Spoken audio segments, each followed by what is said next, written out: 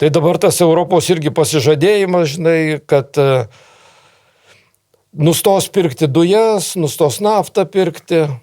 Trumpas sakė, jeigu jūs įsivedate, aš irgi padarysiu taip, kad padėsiu jums, kad tos sankcijos veiktų. Ne, tai Europą dabar mes svarstysime. Tai dabar labai didis pasiekimas. Nuo 27 pabaigos nepirksim naftos ir nuo 28 pabaigos nebepirksim dujų.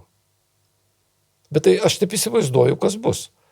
Iki to laiko bus karas pasibaigęs ir visi sakys, čia buvo, matai, sprendimas priimtas visai kitom aplinkybėm, tai dabar aplinkybės pasikeitė, tai reikia sprendimus pakeisti.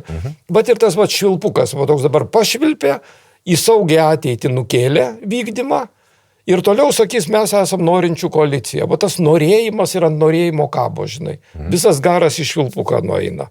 Tai mane tas tai labai iš tikrųjų erzina, labiau negu Trumpo retorika, kuri irgi kartais perzina.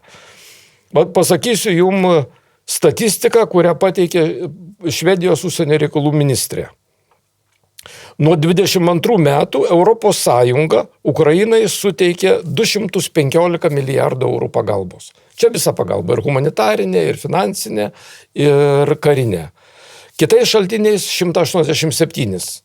Bet apie 200, tegul bus maksimalus skaičius 215.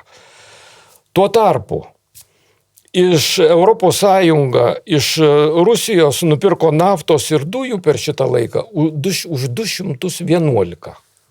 Vien tik naftos ir dujų. Jeigu dar pridedi kitą importą iš Rusijos federacijos, suma yra 326 milijardai eurų. Čia nuo 22 metų vykstant plataus masto karui ir Europai rėkiant, draskantis krūtinę, kaip jie palaiko Ukrainą. Tai 326 milijardai eurų iš vakarų nubyrėjo Rusijai. 111 milijardų daugiau negu gavo Ukraina, kuri yra mažesnė šalis ir besiginanti šalis. Tai kai žinai tokias vaidmainystės, tai truputį lengviau skaityti šitą nacionalinio saugumo strategiją.